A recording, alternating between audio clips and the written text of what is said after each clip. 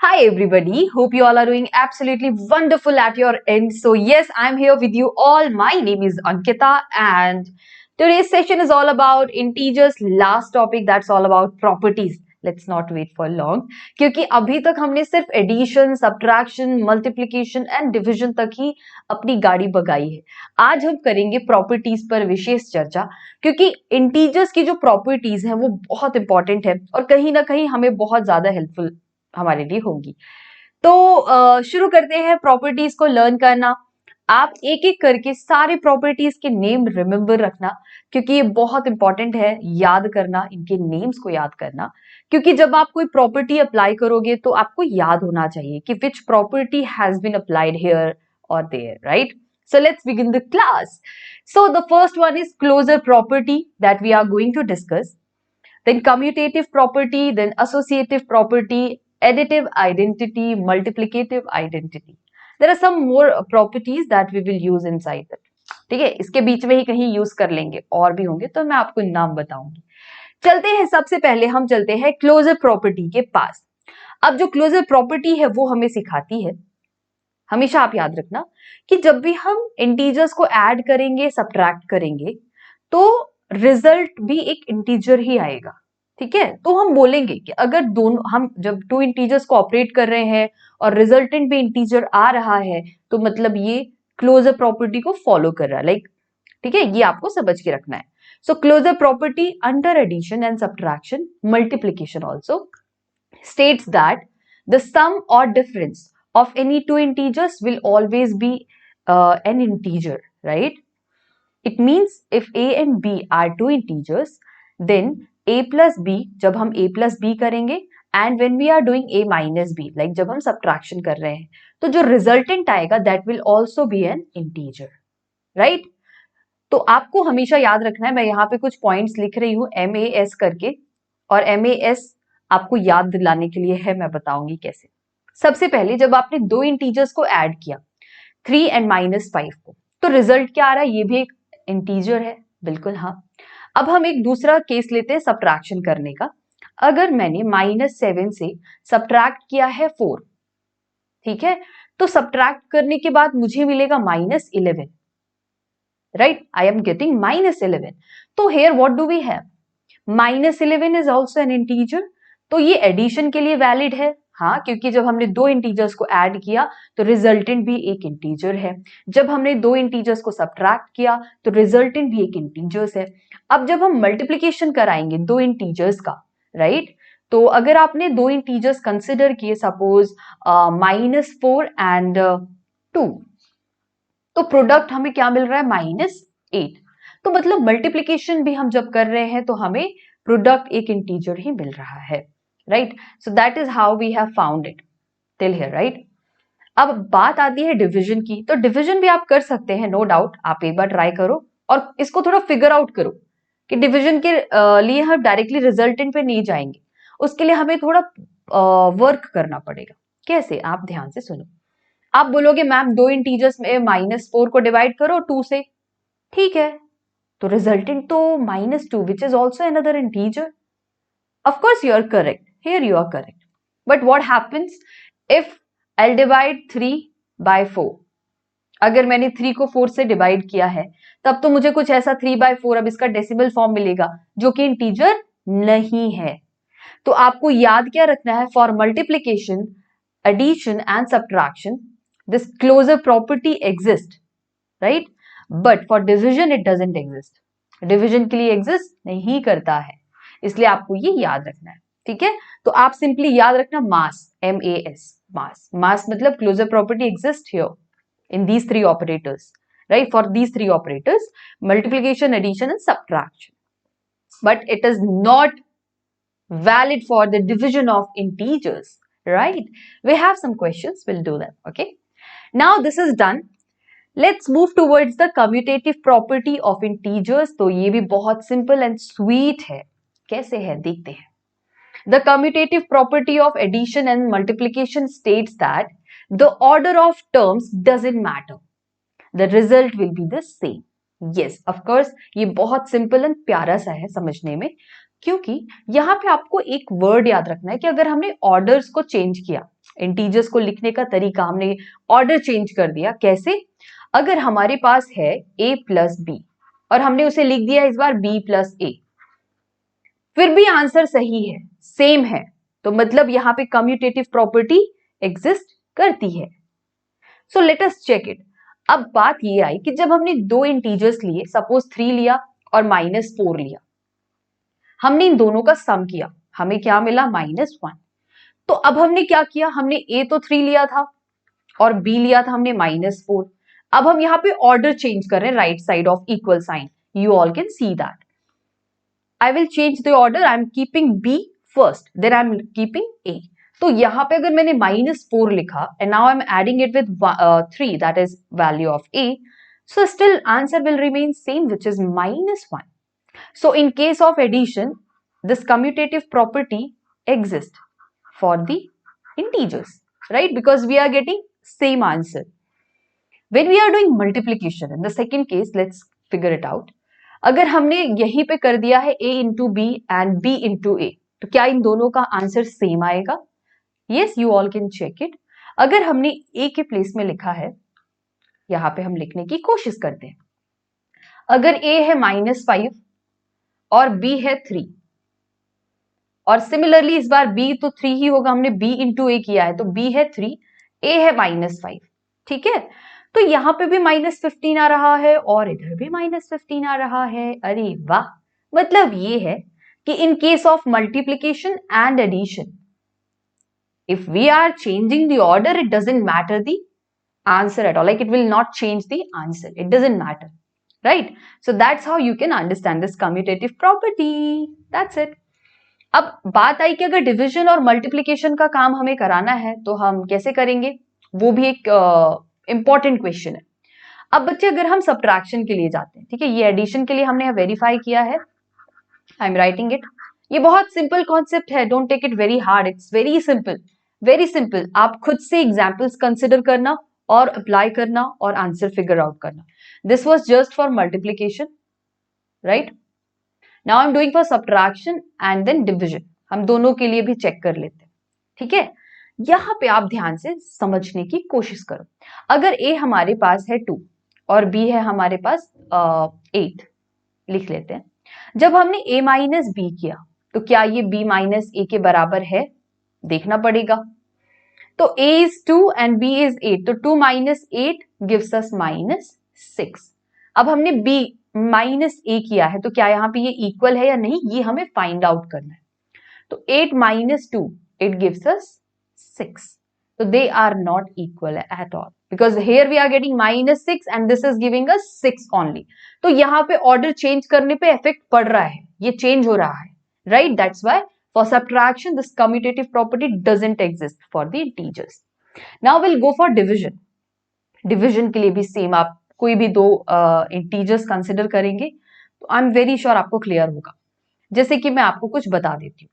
For example, अगर हम यहाँ पे कुछ क्वेश्चंस नहीं, इसी पे हम थोड़ा चेंज कर लेते हैं क्वेश्चन, तो हमें क्लैरिटी मिल जाएगी। Let's figure it out. अगर हम इस top of the screen you can see here, अगर हमने a डिवाइडेड बाय b लिखा तो क्या b डिवाइडेड बाय a सही होगा? हमेशा इक्वल आएगा। देख लेते हैं।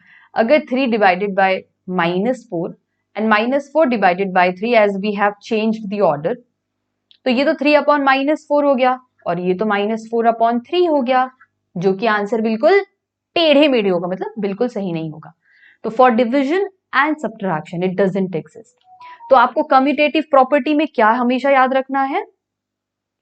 आपको याद ये रखना है कि यहां पे आप याद रखोगे कि for addition and multiplication it exist, right? But for division and subtraction it doesn't exist. ठीक है, तो आप इनमें करेक्ट टिक मार्क करो और इधर रॉन्ग कर दो ताकि आपको याद रहे। अब चलते हैं आगे। ठीक है, तो ये सिंपल है, बहुत सिंपल है। आप खुद से क्वेश्चंस लोगे ना तो आई एम वेरी श्योर आपको बहुत आसानी से और अच्छे से समझ आएगा। And I really request you all, please take some good questions and try to apply properties, verify it, like which statement tells you correct or not, right? Accordingly, you have to figure it out. Now let's go for the next one. Closure property, commutative property is done. Now let's go for associative property. What does it mean? Associative property means क्या, associate word का मतलब होता है हम grouping कर रहे हैं कहीं पे, ठीक है, तो आप इससे ग्रुप करने का दिमाग में रखना. The associative property of addition and multiplication states that the way of grouping of numbers doesn't matter. The result will be the same. मतलब हम यहाँ पे जब भी हम इंटीजर्स को ऐड करेंगे या फिर मल्टीप्लाई करेंगे और हम उन्हें किसी भी तरीके से एसोसिएट मतलब ग्रुप करके लिख रहे हैं, तो आंसर सेम ही आना है हर बार. लेकिन इन case of subtraction and division it will not be same, right. इसलिए यहाँ पे हमने सब्ट्रैक्शन और डिविजन का नाम नहीं लिया क्योंकि ये उनके लिए एग्जिस्ट करती ही नहीं, ठीक है. So it exist only for the multiplication and addition of integers, right. तो you can verify it, it is also very simple, right. So अगर आपको समझना ही है कि a plus B plus C, मतलब यहाँ पे आप फर्स्ट स्टेटमेंट को देखो, हमारे पास 3 इंटीजर्स थे a, b और c. हमने सबसे पहले a और b और c का ग्रुप बनाया, फिर हमने a के साथ इसे ऐड कर दिया, तो दैट इज फाइन. इधर हमने क्या किया, हमने इस बार ऑर्डर चेंज, मतलब हमने ग्रुप चेंज कर दिया. हमने इस बार a और b का ग्रुप बनाया, फिर इसे c के साथ ऐड कर दिया. तो that is also very easy. You can see that if a is 2, b is 3, ठीक है, and c is -1, sorry, let me right -1, ठीक है. अब आप यहां पे इसे वेरीफाई कर सकते हो. मैं इस स्टेटमेंट को यहां पे कॉपी करके लिखूंगी. a क्या है हमारे पास 2 है, प्लस b प्लस c मतलब 3 is added to -1 which is plus and minus, यहाँ पे -1 ही देगा, ठीक है.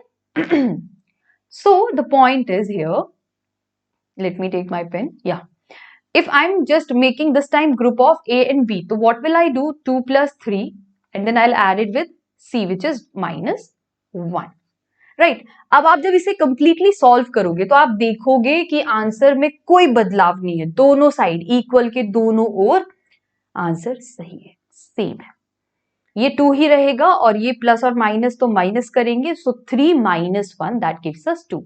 2 plus 2 it will be 4, right. Let's check this one also.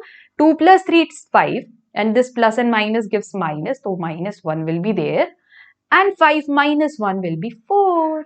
So yes, it is verified now. So that is how we are doing it. Okay, so for multiplication also you can check it, but for division and subtraction don't do it because it will not be giving you both sides equal, right. तो मैं यहाँ पे आपको फिर से एक छोटा सा पॉइंट मार्क करके बता देती हूँ. For the addition and multiplication it exists, but for the subtraction and division it doesn't exist, right. आप चेक कर सकते हो, आप a और b, a b c के 3 वैल्यूज कंसिडर करो और यहाँ पे a minus then bracket b minus c in bracket लिखिए, फिर आगे आप 2 को ग्रुप में कर देना और फिर आप वेरीफाई करना, तो ये एग्जिस्ट नहीं करेगा, ठीक है. तो ये था एसोसिएटिव प्रॉपर्टी पर बेस्ड क्वेश्चन और एक छोटा सा एक्सप्लेनेशन पार्ट. अब हम जाएंगे एडिटिव आइडेंटिटी के पास और फिर जाएंगे मल्टीप्लिकेटिव आइडेंटिटी के पास. तो कुछ चीजें हम आपके लिए भी छोड़ देंगे क्योंकि इसमें से कुछ आपको भी खुद से पढ़ना चाहिए. ये जरूरी नहीं है कि मैं ही सब कुछ आपको पढ़ाऊं, ठीक है, तो आपको खुद से भी कुछ चीजें करनी पड़ेंगी. So now let's go and talk about what is additive identity. Identity का मतलब क्या होता है, एडिटिव आइडेंटिटी यहाँ पे क्या रोल प्ले करेगा वो आपको जानना जरूरी है. So additive identity property states that when any integer is added to 0, it will give the same number, same integer that is added to 0. So 0 is called additive identity.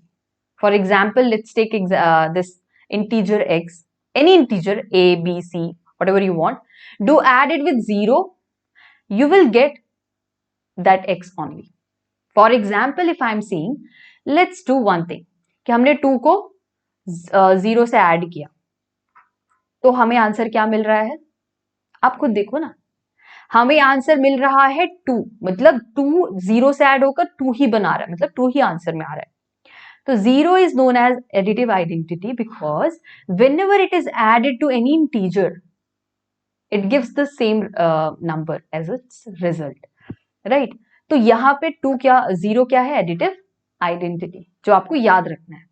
अब अगर हम यहीं पे मल्टीप्लिकेटिव आइडेंटिटी की बात करें, ये additive identity था, मल्टीप्लिकेटिव आइडेंटिटी की बात करें तो आप किसी भी नंबर को, किसी भी इंटीजर को आप 1 से मल्टीप्लाई करो, ठीक है, तो वही सेम इंटीजर इसका आंसर आएगा, बस काम खत्म, पैसा हजम।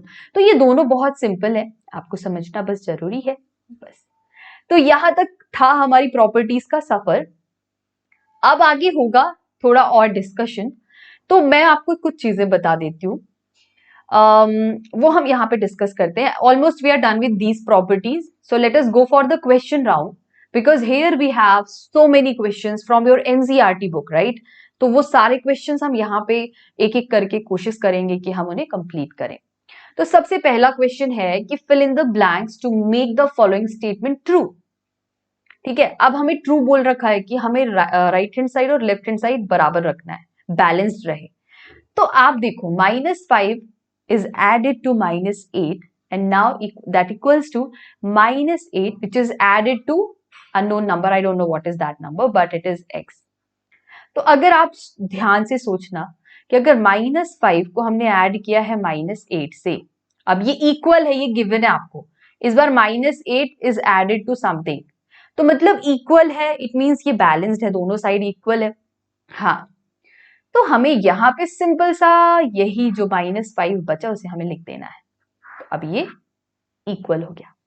क्या कहने का मतलब है, हमने यहाँ पे कौन सी प्रॉपर्टी यूज की है स्टूडेंट्स, आप मुझे बताओ, please tell me which property has been applied here. It is showing us a plus b or b plus a, answer will be same same, so that is it. Okay, so that simple one ना। अब second one आपके लिए है, questions में हम जोरदार अच्छे से अपना पॉइंट्स रखने का पूरा कोशिश कर सकते हैं, right. So let's go for the second one. -53 is added to something that gives sum equals to -53 only. अरे अभी तो पढ़ा है additive identity, oh yes it will be 0 only, exactly yes it's 0, yes so 0 ही होगा यहाँ पे। अब 17 को हमने ऐड किया है किसी एक ऐसे इंटीजर से जिससे सम आया है 0। तो आपको पता होना चाहिए कि यहाँ पे हम एक बहुत इंपॉर्टेंट सा पॉइंट डिस्कस करने वाले थे पर किया नहीं, मैं आपको यहाँ पे थोड़ा सा बता देती हूँ। एक आता है एडिटिव इनवर्स वर्ड, ये एक आपको एडिटिव इनवर्स करके भी कुछ मिलेगा। एडिटिव इनवर्स का मतलब है कि if A is any integer, so इसका जो एडिटिव इनवर्स होगा वो इसका नेगेटिव होगा, क्योंकि जब हम इन दोनों का सम फाइंड आउट करेंगे तो वो हमें 0 देगा, सम will be 0। For example, if 2 is a number, it's an integer, now it should be added to -2 to make its sum 0. तो सेम चीज यहां पे अप्लाई हुआ है कि 17 को हम किससे ऐड करें कि सम 0 हो जाए, तो आप -17 से इसे ऐड करो तो sum will be 0, that is it. Okay, so let's move towards the next one. अब एक और भी क्वेश्चन यहां पे आ गया कि -4 is added to 15 inside the bracket 15 plus 15 is added to -3, और इधर हमने कुछ ऑर्डर में चेंजेस करे हैं, ग्रुप अलग बना दिया। अच्छा, तो बच्चे जब भी आपको ऐसा ग्रुप वाला क्वेश्चन दिखे तो आप थोड़ा एसोसिएटिव प्रॉपर्टी को याद रखिएगा कि एसोसिएटिव प्रॉपर्टी हमारी यहाँ पे वैलिड होगी या नहीं, वो आपको चेक करना पड़ेगा। बिल्कुल हाँ होगी, क्योंकि यहाँ पे आपने पहले 15 और -3 का ग्रुप करा, अब हमने -4 के साथ फिर हम इसका एडिशन सब्ट्रैक्शन जो भी आएगा वो करेंगे। अब यहाँ पे क्या आ रहा है, हमने इस बार ग्रुप में लाया है -4 और 15 को, तो मतलब -3 इज लेफ्ट, तो हम यहाँ पे -3 लिख देंगे और आप वेरीफाई करोगे तो I am very pretty sure आपको आंसर एकदम सेम मिलने वाला है। हम वेरीफाई कर ले क्या? हाँ of course, let's do it, क्योंकि क्वेश्चंस है, कर लेते हैं।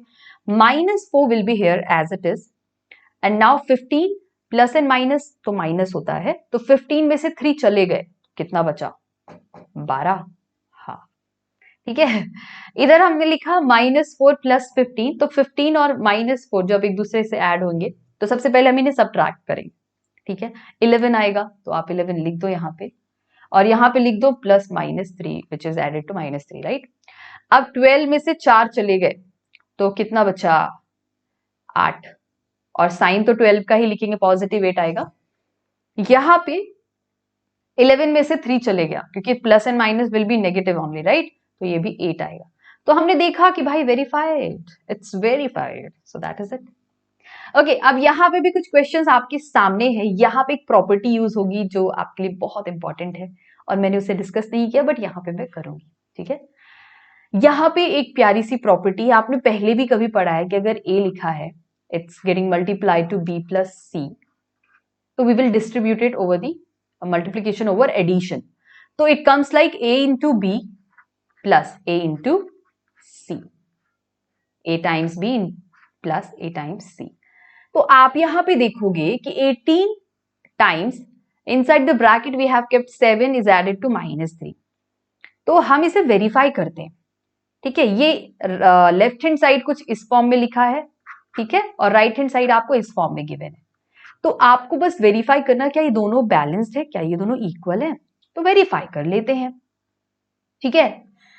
तो ये है 18 इंटू ये 7, प्लस और माइनस तो करने पे माइनस ही आना है, ठीक है। पॉजिटिव एंड नेगेटिव तो दोनों साइन कंबाइंड हुए तो माइनस आएगा, तो 7 माइनस 3 इट्स 4, राइट। अब हम यहाँ पे 18 का टेबल पढ़ेंगे, ठीक है। अरे एक सेकेंड, 18 का टेबल आपको आता है? मुझे तो नहीं आता। हाँ सच में नहीं आता बच्चे, मुझे आता है। हाँ, आप सबको आता है। मैं आपको 18 का टेबल भी लिखना सिखा सकती हूँ। प्लस 18 इंटू -3, अब 18 3 का फिर से 18 का टेबल, हाँ इट विल बी -54, राइट। तो अब आप क्या करोगे यहाँ पे, आप सिंपली 18 4 सा 72, यार कितने बार बताना पड़ेगा मैम। अरे बेटा it's fine, it's 126 minus 54, now you have to just make subtraction, it will be also 72। तो आपने देखा कि LHS is equal to RHS, तो मतलब ये वेरीफाइड है और ये है distributive property, right, that is distributive property, और हमने इसे यहाँ पे यूज किया है, ठीक है।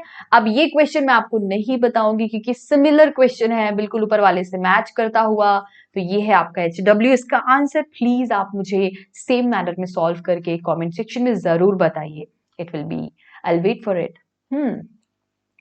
अब यहाँ पे कुछ क्वेश्चंस हैं आपके पास, तो इनमें से बहुत सिंपल क्वेश्चंस है ये, आप इन्हें प्लीज प्रैक्टिस करना। मैंने इन्हें सिर्फ यहाँ पे हाईलाइट करने के लिए रखा है ताकि आप इन क्वेश्चंस को अपने से करिए और प्रैक्टिस करके मुझे आंसर्स शेयर करिए। For any integer a what is -1 into a equal to, अब कोई इंटीजर a है उसको आपने -1 से मल्टीप्लाई कराया तो किसके बराबर होगा, आपको पता ही होगा, तो -a के ही इक्वल आएगा मैम, बस खत्म, ठीक है।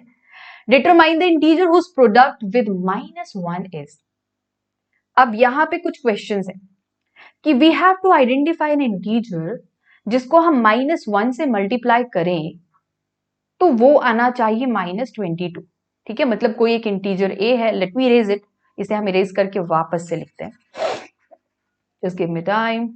हाँ, अगर सपोज यहाँ पे बोला है determine the integer whose product with -1, मतलब that integer is a and इसका जो प्रोडक्ट -1 के साथ हो रखा है वो आ रहा है -22। तो आपको पता चल जाएगा कि ये कैसे सॉल्व कर सकते हैं। दो मेथड्स है, या तो आप a का वैल्यू डायरेक्ट लिखो कि 22 को ही हम -1 से मल्टीप्लाई करेंगे तो -22 आएगा, ठीक है। या फिर आपको इक्वेशन बनानी है a is getting multiplied to -1 and gives product as -22, so a comes equals to -22 upon -1, तो ये कैंसल्ड हुआ, तो a इक्वल्स टू आपको क्या मिल रहा है, 22 मिल रहा है। तो वही सेम देखो a के प्लेस में मैंने डायरेक्ट लिख दिया था। अब बाकी के ये दोनों आपके लिए क्वेश्चंस हैं, होमवर्क, तो आप इन्हें प्लीज कर लेना, सिंपल है। जीरो को आप कोई भी नंबर आप -1 से मल्टीप्लाई करो तो 0 आना चाहिए, प्रोडक्ट आपको पता होगा। ये भी कुछ नन्हे मुन्ने से क्वेश्चंस हैं। अब आप यहाँ पे देखो ये हो क्या रखा है, we have to verify it कि a divided by b plus c is it equal to a divided by b plus a divided by c। अब ये वेरीफाई करने के लिए आया है, तो आप ये समझ लो कि ये कैसे क्वेश्चन आ गया हमारे पास। तो आपके पास वैल्यूज हैं a b और c के, तो आप इन क्वेश्चंस को प्लीज करना, और आई एम श्योर आप करोगे तो आपको बहुत ज्यादा इससे प्रैक्टिस से आपको बहुत ज्यादा स्ट्रेंथ मिलेगी कि आप और अच्छे अच्छे क्वेश्चंस करें, ठीक है। ये क्वेश्चंस है मैं HW के तौर पे आपको असाइन कर रही हूँ, आप प्लीज इन्हें कर लीजिएगा और बहुत सिंपल सिंपल से क्वेश्चंस हैं सारे के सारे, ठीक है। ये कुछ क्वेश्चंस है जहां पे हमें फिल इन द ब्लैंक्स भी फिल करने हैं, तो हम इन्हें डिस्कस करेंगे, लेकिन till now these are your HWs, so please do complete them and do mention your answers in the comment section. I will wait for it. Please make sure you will do it, and thank you. Have a great day all. Let's meet very soon again.